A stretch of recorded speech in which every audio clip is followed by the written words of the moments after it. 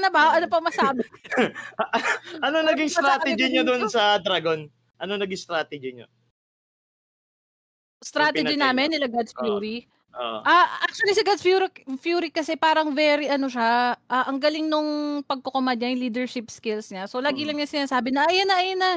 Ano takbo ano ba yun? Gilid takbo. So tas siya lang yung baril ng baril. Ganon. So anong ginawa mo? Ano lang, nagpa-itok-itok lang sa gedli, gano'n. Hoy, grabe ka naman!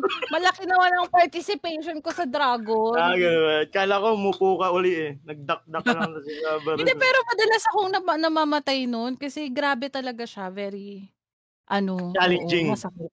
Tsaka challenging. Kakaiba kasi iba-iba yung tinuturo niya na skill. Oo. Pero ano yan kayang-kaya naman iwasan basta tatandaan nyo lang yung niya, yung skill set niya. Ayan, kayang-kaya niya.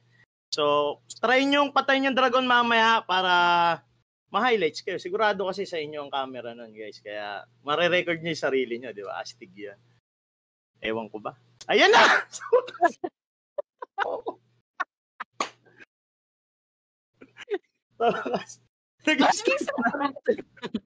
Sama. Beshi, nag-start na.